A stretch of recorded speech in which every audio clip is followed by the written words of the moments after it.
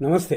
6/2/2025 ಗುರುವಾರ ಶುಕ್ಲಪಕ್ಷ ಅಂತಂದರೆ ಬೆಳೆಯುವ ಚಂದ್ರ. ಚಾಂದ್ರಮಾನ ಪ್ರಕಾರ ಅಂದರೆ ಕರ್ನಾಟಕ, ಆಂಧ್ರ, ಇನ್ನು ಕೆಲವು ಸ್ಟೇಟ್ಗಳಲ್ಲಿ ಮೇಂಟೈನ್ ಮಾಡುವಂಥದ್ದು. ಕನ್ನಡದಲ್ಲಿ ಕ್ರೋಧಿನಾಮ ಸಂವತ್ಸರ, ಉತ್ತರಾಯಣ ಪುಣ್ಯಕಾಲ, ಶಿಶಿರ ಋತು, ಮಾಘ ಮಾಸ. ಇವತ್ತು ಕಲಿಯುಗಾದಿ 5125, ಶಾಲಿವಾಹನ ಸಹಾಪ್ತ 1946. ಇದು ಚಾಂದ್ರಮಾನ. ಸೌರಮಾನದಲ್ಲೂ ಕೂಡ ಹೆಚ್ಚು ಕಮ್ಮಿ ಅದೇ ಇರುತ್ತೆ. ಅಂದರೆ ಕ್ರೋಧಿನಾಮ ಸಂವತ್ಸರ. ತಿಂಗಳು ಮಾತ್ರ ಇಲ್ಲಿ ಮಾಘ ಮಾಸ ಅಂತೀವಿ, ಅಲ್ಲಿ ತೈಮಾಸ ಅಂತ ಬರುತ್ತದೆ. ಅದೇ ಥರನೇ ಎಲ್ಲವೂ ಇರುತ್ತದೆ. ಈಗ ಉತ್ತರಾಯಣ ಪುಣ್ಯಕಾಲ ನಡೀತದೆ. ಉತ್ತರಾಯಣ ಪುಣ್ಯಕಾಲ ಅಂದರೆ ಏನರ್ಥ ಅಂತಂದರೆ, ಸೂರ್ಯನು ಮಕರ ರಾಶಿಗೆ ಪ್ರವೇಶ ಆದ ಮೇಲೆ ಉತ್ತರಾಯಣ 6 ತಿಂಗಳ ಕಾಲ, ಅಂದರೆ ಒಂದೊಂದು ರಾಶಿಯಾಗಿ ಹೋಗುತ್ತೆ ಅಂತ. ಅಂದರೆ ಮಕರ ರಾಶಿಯಲ್ಲಿ ಒಂದು ತಿಂಗಳು ಕುಂಭ, ಮೀನ, ಮೇಷ, ವೃಷಭ, ಮಿಥುನ. ಉತ್ತರಾಯಣ ಪುಣ್ಯಕಾಲ ಮುಗಿತಾನೆ ಅಲ್ಲಿ ದೋಷವಿರುವ ಅಂದರೆ ಆಷಾಢ ತಿಂಗಳು ಪ್ರಾರಂಭವಾಗುತ್ತದೆ. ಆದರೂ ಈ ಆಷಾಢದಲ್ಲಿ ಸೌರಮಾನಕ್ಕೂ ಚಾಂದ್ರಮಾನಕ್ಕೂ ಸ್ವಲ್ಪ ವ್ಯತ್ಯಾಸವಿದೆ. 15 ದಿನಗಳ ಕಾಲ ನಕ್ಷತ್ರ ಚೇಂಜ್ ಆಗಲ್ಲ, ರಾಶಿ ಚೇಂಜ್ ಆಗಲ್ಲ, ಲಗ್ನ ಚೇಂಜ್ ಆಗಲ್ಲ, ದಿನ ಚೇಂಜ್ ಆಗಲ್ಲ, ಏನೂ ಚೇಂಜ್ ಇಲ್ಲ. ತಿಂಗಳು ಮಾತ್ರ 15 ದಿನಕ್ಕೂ ಮುಂಚೆ ಸ್ಟಾರ್ಟ್ ಆಗಿದೆ ಅಂತ ಚಾಂದ್ರಮಾನದಲ್ಲಿ ಲೆಕ್ಕಕ್ಕೆ ತಗೊಳ್ತೀವಿ. ಸೌರಮಾನದಲ್ಲಿ ಇನ್ನೂ 15 ದಿನ ಬಿಟ್ಟೆ ಅಲ್ಲಿ ಸ್ಟಾರ್ಟ್ ಆಗುತ್ತದೆ. ಹಾಗಾಗಿ ಇದನ್ನು ಕೆಲವರು ಅಂತಾರೆ ಅಂದರೆ ಏನು ಅಂದರೆ, ಬ್ರಾಹ್ಮಣರು ಇನ್ನೂ 15 ದಿನಗಳು ಶುಭ ಕಾರ್ಯ ಮಾಡ್ತಾನೇ ಇದ್ದಾರೆ ಆಷಾಢದಲ್ಲಿ ಹೆಂಗೆ ಅಂತ. ಅಂದರೆ ಏನರ್ಥ ಅಂತಂದರೆ, ಅವ್ರಿಗೆ ಆಷಾಢ ಬರೋದಕ್ಕೆ ಇನ್ನೂ 15 ದಿನ ಆಗುತ್ತದೆ. ಇದು ಸೂರ್ಯನ ಚಲನದಿಂದ. ಆದರೆ ಚಂದ್ರನ ಚಲನ ಪ್ರಕಾರ ನೋಡುವಂಥದ್ದು 15 ದಿನಕ್ಕೆ ಮುಂಚೆ ಫಿಕ್ಸ್ ಆಗುತ್ತದೆ ಇಲ್ಲಿ. ಇದನ್ನೇ ತಿಳ್ಕೊಳ್ಳಿ. ಇಷ್ಟೆಲ್ಲ ನೋಡ್ತೀವಿ ಅಂತಂದರೆ, ನಾವು ಪದೇ ಅನ್ನುವಂಥದ್ದು ಏನು ಅಂತಂದರೆ, ಮಕ್ಕಳ ಜನನ. ಈಗ ಆಲ್ಮೋಸ್ಟ್ ಎಲ್ಲ ಕಡೆಯೂ ಏನಾಗಿದೆ ಅಂದರೆ ಸಿಸೇರಿಯನ್ ಆಗ್ತದೆ. ಡಾಕ್ಟ್ರಿಗೂ ಅದು ಈಸಿ ಆಗುತ್ತದೆ. ಹೊಟ್ಟೆಯನ್ನು ಓಪನ್ ಮಾಡಿ ತೊಟ್ಲಲ್ಲಿ ಮಲಗಿರುವ ಮಗುನ ಎತ್ತಿದಂಗೆ ಎತ್ಕೊಳ್ತಾರೆ. ಆದರೂ ಕೆಲವರು ಇನ್ನೂ ಇದ್ದಾರೆ, ಆಗುವ ಸಮಯಕ್ಕಾಗಲಿ ಆಗುವ ದಿನಕ್ಕಾಗಲಿ ಟೈಮ್ ಮಾತ್ರ ಕೇಳ್ಕೊಳ್ತಾರೆ ಕೆಲವರು. ಆದರೆ ಅದರಲ್ಲಿ ಗ್ಯಾರಂಟಿ ಎಲ್ಲ ಕೊಡೋಕ್ಕಾಗಲ್ಲ. ಯಾಕೆಂತಂದರೆ ನಾವೆಲ್ಲರಿಗೂ ಅಂತೀವಿ, ಡಾಕ್ಟ್ರ್ ಹತ್ರ ಹೋಗಿ ಕನ್ಫರ್ಮ್ ಮಾಡಿಕೊಂಡು 3 ತಿಂಗಳು 4 ತಿಂಗಳು ಆದ ತಕ್ಷಣವೇ ನಮ್ಮ ಹತ್ರ ಬಂದುಬಿಡಿ. ಯಾಕೆಂದರೆ ಹುಡುಕೋಕ್ಕೆ ಇನ್ನೂ 6 ತಿಂಗಳು 7 ತಿಂಗಳ ಕಾಲ ಪಕ್ಕಾವಾಗಿ ಹುಡುಕ್ಬೋದು. ನಮಗೂ ಟೈಮ್ ಸಿಗ್ತದೆ, ನೀವು ಬಂದು ಹುಡುಕೋದಕ್ಕೆ ಚಾನ್ಸ್ ಸಿಗ್ತದೆ. ಆದರೆ ಸಿಸೇರಿಯನ್ ಇಲ್ಲ, ನಾರ್ಮಲ್ ಡೆಲಿವರಿ ಅಂತಂದರೆ ಅದು ನಾವೇನು ಮಾಡೋಕ್ಕಾಗಲ್ಲ.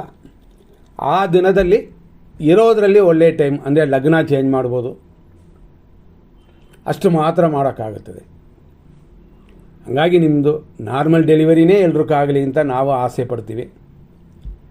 ಆದರೆ ಈಗ ಹೆಣ್ಮಕ್ಕಳು ನೋವಾದರೂ ಕೊಯ್ಕೊಂಡು ಒಳ್ಳೆ ಟೈಮ್ ನೋಡಿ ಮಗುನ ಎತ್ಕೊಳ್ಳೋಣ ಅಂತ ಆಸೆ ಪಟ್ಟವರಾಗಿದ್ದಾರೆ. ಯಾಕೆಂತಂದರೆ ನಾಳೆ ಎಜುಕೇಷನ್ಗೂ ತೊಂದರೆ ಇಲ್ಲ, ಮದುವೆ ವಿಷಯ ತೊಂದರೆ ಇಲ್ಲ, ಹಣಕಾಸಿನ ತೊಂದರೆಗಳಿಲ್ಲ, ಎಲ್ಲ ರೀತಿಯಲ್ಲೂ ಅದು ಅನುಕೂಲ ಆಗುತ್ತದೆ ಅಂತ.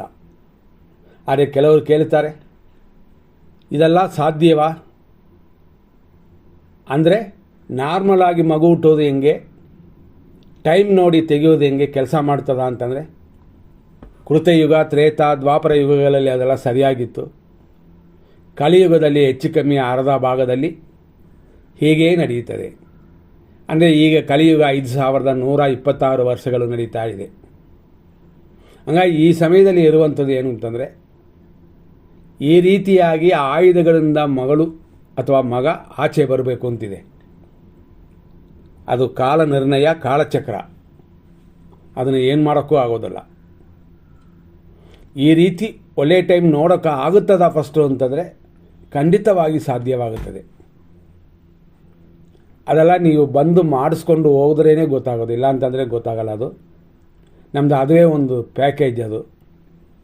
ಆದರೆ 100% ಸರಿಯಾಗಿ ಮಾಡ್ಬೋದು. 50% ಮೇಲೆ ದೋಷಗಳನ್ನ, ಅಂದರೆ ಯಾವ ಥರ ದೋಷಗಳು ಬರುತ್ತದೋ ಅದನ್ನೆಲ್ಲ ಕಡಿಮೆ ಮಾಡ್ಕೋಬೋದು. ಖಂಡಿತ ಚಾನ್ಸ್ ಇದೆ. ಯಾಕೆಂದರೆ ಮಕ್ಕಳು ಚೆನ್ನಾಗಿ ಓದಿದ್ರೆ ಮುಂದೆ ಚೆನ್ನಾಗಿರುತ್ತದೆ, ನಮಗೆ ರಿಸ್ಕ್ ಕಮ್ಮಿ. ಒಳ್ಳೆ ಕಡೆ ಮದುವೆ ಆಗಬೇಕು ಅಂದರೆ ಅದನ್ನು ನೋಡ್ಬೋದು.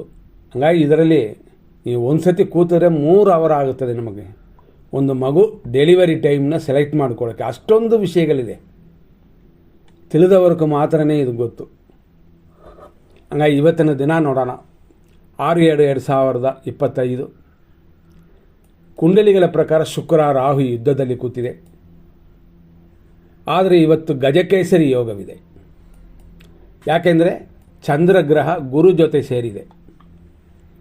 ಚಂದ್ರನು ವೃಷಭ ರಾಶಿಗೆ ಇವತ್ತು ಬೆಳಗಿನ ಜಾವ 2:15ಕ್ಕೆ ಚೇಂಜ್ ಆಗುತ್ತೆ. ಅಂದರೆ 5ನೇ ತಾರೀಕು ರಾತ್ರಿ, 6ನೇ ತಾರೀಕು ಲೇಟ್ ನೈಟ್ 2:15:46 AM ವೃಷಭ ರಾಶಿಗೆ ಹೋಗುತ್ತದೆ. ಆ ವೃಷಭ ರಾಶಿಯಲ್ಲಿ ಆಲ್ರೆಡಿ ಗುರು ಕೂತಿರೋದ್ರಿಂದ ಅವನು ಸ್ವಹತ ಮಾಡುತ್ತಾನೆ, ಬಾ ಚಂದ್ರ ಅಂತ. ಹಂಗಾಗಿ ಚಂದ್ರನು ಗುರು ಜೊತೆ ಸೇರಿದ್ರೆ ಗಜಕೇಸರಿ ಯೋಗ ಅಂತ ಹೆಸರು, ಗುರುಚಂದ್ರ ಯೋಗ ಅಂತ ಹೆಸರು. ಇದುವೇ ಲೈಫಲ್ಲಿ ಒಂದು 20% ದೋಷಗಳನ್ನು ಕಿತ್ತಾಕ್ಬಿಡ್ತದೆ. ಇದೆಲ್ಲ ನೋಡಬೇಕು ಒಂದು ಮಗು ಹುಟ್ಟೋ ಜಾತಕನ. ಅದು ಇವತ್ತು ಹಿಂಗಿದೆ ಅಂತ. ಮತ್ತು ಇವತ್ತು ನವಮಿ ಅನ್ನುವ 9ನೇ ತಿಥಿ ನಡೀತದೆ. ನವಮಿ ತಿಥಿಯಲ್ಲಿ ಶುಭ ಕಾರ್ಯಗಳಿಲ್ಲ, ಅಂದರೆ ಮುಹೂರ್ತ ಕಾರ್ಯಗಳಿಲ್ಲ. ಪೂಜಾ ಪುಣ್ಯ ಕಾರ್ಯಗಳನ್ನು ಮಾಡಬಹುದು. ಆದರೂ ಇವತ್ತಿನ ನಕ್ಷತ್ರ ಕೃತಿಕ, ವಾರ ತಿಥಿ ನಕ್ಷತ್ರ ಇದೆಲ್ಲ ಸೇರಿ ಮಿಕ್ಸ್ ಮಾಡಿದ್ರೆ ಏನಾಗ್ತದೆ, ಈ ಹಾಲು ಸಕ್ಕರೆ ಕಾಫಿ ಪುಡಿ 3 ಮಿಕ್ಸ್ ಮಾಡಿದ್ರೆ ಏನಾಗ್ತದೆ, ಕಾಫಿ ಆಗುತ್ತದೆ. ಅದೇ ಕಾಫಿ ಪುಡಿಗೆ ಬದಲು ಟೀ ಕಷಾಯ ಸೇರಿಸಿದ್ರೆ ಟೀ ಆಗಿಬಿಡ್ತದೆ. ಆ ಥರ ಕೆಲವು ಯೋಗಗಳಿಂದ ನಮಗೆ ಏನಾಗುತ್ತೆ ಅಂತ ನೋಡೋಣ. ಈ ಕೃತಿಕಾ ನಕ್ಷತ್ರ ಸಂಜೆ 7:29 11 ಅಲ್ಲಿಯವರೆಗೂ ಇವತ್ತಿನ ಯೋಗ ಏನು ಅಂತಂದರೆ ಮರಣ, ಧನಹಾನಿ. ಹಾಗಾಗಿ ಶುಭವಲ್ಲ. ಎಲ್ಲಿಯವರೆಗೂ? ಸಂಜೆ 7:15. ಆಮೇಲೆ ಏನಾದ್ರು ಕಾರ್ಯಗಳು ಮಾಡ್ಬೋದಾ ಅಂತಂದರೆ ಅದೂ ಶುಭವಲ್ಲ. ಮರಣ, ಪ್ರಾಣನಾಶ 2 ಬರುತ್ತದೆ. ಇದು ಸೌರಮಾನ ಚಾಂದ್ರಮಾನ 2ರಲ್ಲೂ ಇದೆ. ಹಾಗಾಗಿ ಇವತ್ತು 200% ದೋಷವಿದೆ 2 ನಕ್ಷತ್ರವು. ಹಾಗಾಗಿ ಮುಹೂರ್ತ ಕಾರ್ಯಗಳು ಯಾವುದನ್ನು ಮಾಡೋಕ್ಕೆ ಹೋಗಬೇಡಿ. ಪ್ಲಾನ್ ಮಾಡಿ ಕೂತ್ಕೊಂಡು ನೋಡಿಕೊಳ್ಳಿ, ರೆಡಿಯಾಗಿ ಇಟ್ಕೊಳ್ಳಿ. ಇವತ್ತು ಬಂದಿರುವಂಥ ಕೃತಿಕಾ ನಕ್ಷತ್ರ ರಾಕ್ಷಸ ಗಣ, ರೋಹಿಣಿ ನಕ್ಷತ್ರ ಮನುಷ್ಯ ಗಣ. ಇವತ್ತು ದಿನ ಪೂರ್ತಿ ವೃಷಭ ರಾಶಿನೇ ಇದೆ. ಯಾವ ಮಕ್ಕಳು ಹುಟ್ಟಿದ್ರೂ ಕೂಡ ವೃಷಭ ರಾಶಿನೇ.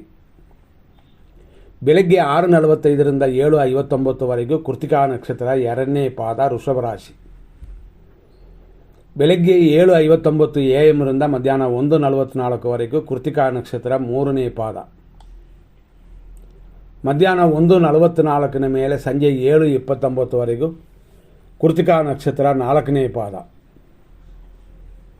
ಆನಂತರ ರೋಹಿಣಿ ನಕ್ಷತ್ರ ಸ್ಟಾರ್ಟ್ ಆಗಿ ಎಲ್ಲಿವರೆಗೂ ಇರುತ್ತೆ ಅಂತಂದರೆ 1ನೇ ಪಾದ ರಾತ್ರಿ 1:15 ಆ ನಂತರ 2ನೇ ಪಾದವಿದೆ. ಹಂಗಾಗಿ ಇವತ್ತು 2 ನಕ್ಷತ್ರ ಕೃತಿಕಾ ಮತ್ತು ರೋಹಿಣಿ 2 ನಕ್ಷತ್ರವು ದೋಷ ಕೊಡುತ್ತದೆ ಅಂತ ಹೇಳಿದಿವೆ. ಆದ್ದರಿಂದಾಗಿ ಇದು ಶುಭವಲ್ಲ. ಇದನ್ನು ತಿಳ್ಕೊಂಡೇ ನಿಮ್ಮ ಕಾರ್ಯಗಳನ್ನು ಮಾಡಬೇಕಾಗ್ತದೆ. ಅದು ಅಲ್ಲದೆ ಬೇರೆ ಬೇರೆ ವಿಷಯಗಳನ್ನ ನಾವು ನೋಡೋಣ. ಏನು ಅಂತಂದರೆ 6:45 ತುಲಾ ರಾಶಿಯವರೆಗೆ ಚಂದ್ರಾಷ್ಟಮ ದೋಷವಿದೆ ಇವತ್ತು ದಿನ ಪೂರ್ತಿ. ಆದ್ದರಿಂದ ಈಗ ದಿನ ಸರಿಯಿಲ್ಲ ಅಂತ ಅನ್ನೋದು ಮಾತ್ರ ಅಲ್ಲ, ತುಲಾ ರಾಶಿಯವರಿಗೆ ಇನ್ನೂ ದೋಷ ಜಾಸ್ತಿ ಇರುತ್ತದೆ. ಹಾಗಾಗಿ ನಾವು ಬಯಸ್ತಾ ಇಲ್ಲ. ಇವತ್ತಿನ ದಿನ ಹೇಗಿದೆ, ಹಾಗಾಗಿ ಶುಭವಾಗಿಲ್ಲ ಅಂತ ತಿಳ್ಕೊಂಡು ನಿಮ್ಮ ಕಾರ್ಯಗಳನ್ನು ಸ್ವಲ್ಪ ಫಿಲ್ಟ್ರ್ ಮಾಡ್ಕೊಳ್ಳಿ. ಯಾವುದನ್ನು ಮಾಡಬಹುದು, ಯಾವುದನ್ನು ಮಾಡಬಾರ್ದು ಅಂತ ತಿಳ್ಕೊಳ್ಳಿ. ಇಷ್ಟೆಲ್ಲ ನೋಡಿದ್ವಿ. ಈಗ 100% ಕೆಟ್ಟ ಟೈಮ್ನ ನೋಡೋಣ. ಪದೇ ಪದೇ ನಾವು ಹೇಳಿರ್ತೀವಿ 100% ಕೆಟ್ಟ ಟೈಮ್ ಅಂತ ನಾವು ಏನು ಕೊಡ್ತೀವೋ ಅದರಲ್ಲಿ ಯಾವ ಕಾರ್ಯಗಳನ್ನು ಪ್ರಾರಂಭ ಮಾಡಬಾರದು, ಒಳ್ಳೆಯ ದಿನ ಆಗಿದ್ದರೂ ಕೂಡ. ಆದರೆ ಶುಭ ಸಮಯಗಳಲ್ಲಿ ಸ್ಟಾರ್ಟ್ ಮಾಡಿದರೆ ಕೆಟ್ಟ ಟೈಮಲ್ಲಿ ನಿಲ್ಲಿಸಬೇಕಾಗಿಲ್ಲ. ಇವತ್ತು ಬೆಳಗ್ಗೆ 6:45 8:12 ಯಮಕಂಡ ಕಾಲವಿದೆ. 7:12 8:54 ಮೃತ್ಯು ಪಂಚಕವಿದೆ. ಹಾಗಾಗಿ ಯಮಕಂಡ ಕಾಲದಲ್ಲಿ ಮೃತ್ಯುವನ್ನು ಮಿಕ್ಸ್ ಆಗೋದರಿಂದ ಅಪಾಯ ಜಾಸ್ತಿ ಇರುವಂಥ ಸಮಯ ಅಂತಂದರೆ ಈ ಸಮಯಗಳು 8:54ವರೆಗೂ ಆ ರೀತಿಯಲ್ಲೇ ಇದೆ. ಮೃತ್ಯು ಇನ್ನೂ ಮುಗಿದಿಲ್ಲ, ಅಷ್ಟರಲ್ಲೇ ನಕ್ಷತ್ರ ವಿಷಘಟಿಕಾ ಕಾಲವು ಸೇರುತ್ತದೆ. ಅದು 8:01ರಿಂದ 9:33. ಹಂಗಾಗಿ 8 ಗಂಟೆ 12 ನಿಮಿಷದಿಂದ, ಅದರಲ್ಲೂ 10 ನಿಮಿಷ ಮುಂಚೆ ಹೋಗ್ಬಿಡ್ಬೇಕು. ಯಾಕೆಂದರೆ ನಕ್ಷತ್ರ ವಿಷಘಟಿಕಾ ಕಾಲವು ಇರೋದರಿಂದ 8 ಗಂಟೆ 1 ನಿಮಿಷದಿಂದ, ಅಂದರೆ 8 ಗಂಟೆ ಅಂತ ಇಟ್ಕೋಬೋದು, 8:01ರಿಂದ 9:33ವರೆಗೂ ಕಂಟಿನ್ಯೂ ಆಗಿ ದೋಷವಿದೆ. ಆದಷ್ಟು ಇದನ್ನು ಅವಾಯ್ಡ್ ಮಾಡು. ಎಮರ್ಜೆನ್ಸಿ ಆಸ್ಪತ್ರೆ ವಿಷಯ ನಾವು ಏನು ಮಾಡೋಕ್ಕೂ ಆಗೋಲ್ಲ. ಯಾಕೆಂದರೆ ಹೆರಿಗೆ ಹೆಣ್ಮಕ್ಳು ಪಾಪ ನೋವು ತಡೆಯೋಕ್ಕಾಗಲ್ಲ. ಆಮೇಲೆ 10:37ರಿಂದ 11:24ವರೆಗೂ ದುರ್ಮುಹೂರ್ತ.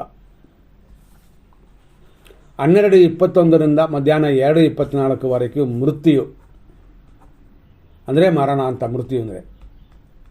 ಆ ನಂತರ 3 ಗಂಟೆ 28 ನಿಮಿಷದಿಂದ, ಅಂದರೆ 2 ಗಂಟೆ 1 ನಿಮಿಷದ ಮೇಲೆ 3:28ವರೆಗೂ ರಾಹುಕಾಲ. ಆ ನಂತರ ದುರ್ಮುಹೂರ್ತವಿರುತ್ತದೆ. ಹಾಗಾಗಿ 4 ಗಂಟೆ 3 ನಿಮಿಷದವರೆಗೂ ದೋಷವಿದೆ. ನಂತರ ನೋಡುವಂಥದ್ದು ರಾತ್ರಿ, ಅಂದರೆ ಲೇಟ್ ನೈಟ್ 3 ಗಂಟೆ 7 ನಿಮಿಷದಿಂದ 5:14ವರೆಗೂ ಅಪಾಯವಿದೆ, ದೋಷವಿದೆ. ಈಗ 100% ಶುಭ ಸಮಯವನ್ನು ನೋಡೋಣ. 9:35ರಿಂದ 10:35 ಬೆಳಗ್ಗೆ, 11:26ರಿಂದ 12:19 ಇದನ್ನು ಬೆಳಗ್ಗೆ, ಸಂಜೆ 4:05ರಿಂದ 3:05ವರೆಗೂ ಶುಭವಾಗಿದೆ. ಮತ್ತು ಬೆಳಗಿನ ಜಾವ 5:16ರಿಂದ ಶುಭವಾಗಿರುತ್ತದೆ. ಸರಿ, ಬೆಳಗ್ಗೆ ಅಂತಂದರೆ ನಾವು ಹೇಳಿದ ಏನು ಅಂತಂದರೆ 5:16ವರೆಗೂ ಶುಭವಾಗಿದೆ ಅಂತಂದ ಮೇಲೆ ಇದು ಶುಭವಾ? 5:16 ಮೇಲೆ ಏನಾದ್ರು ಮಾಡ್ಬೋದಾ ಅಂತಂದರೆ ಬ್ರಹ್ಮ ಮುಹೂರ್ತ ಶುಭವಾಗಿದೆ, ಆದರೆ ನಕ್ಷತ್ರ ಶುಭವಾಗಿಲ್ವಲ್ಲ. ಯಾಕೆಂದರೆ ಕೃತಿಕಾ ಆದ ಮೇಲೆ ಬಂದಿರುವಂಥ ರೋಹಿಣಿ ನಕ್ಷತ್ರ ನಾಳೆಯವರೆಗೂ ಇರುತ್ತದೆ. ಅದರಿಂದಾಗಿ ನಾವು ಕೊಟ್ಟಿರುವಂಥ ಇಂಥ ಸಮಯವನ್ನು ಮಾತ್ರ ಉಪಯೋಗಿಸ್ಕೊಳ್ಳಿ. ಇವತ್ತು ದಿನಪೂರ್ತಿ ಮಾರಣ ಯೋಗ ಇರೋದರಿಂದ ಯಾರಿಗೂ ತಾರಾಬಲ ಚಂದ್ರಬಲ ಕೆಲಸ ಮಾಡಲ್ಲ. ಹಂಗಾಗಿ ಇವತ್ತು ತಾರಾಬಲ ಚಂದ್ರಬಲ ನಿಮಗಿಲ್ಲ. ಇದು ಬೆಳಗ್ಗೆ 6:45ರಿಂದಲೇ ಸ್ಟಾರ್ಟ್ ಆಗುತ್ತದೆ.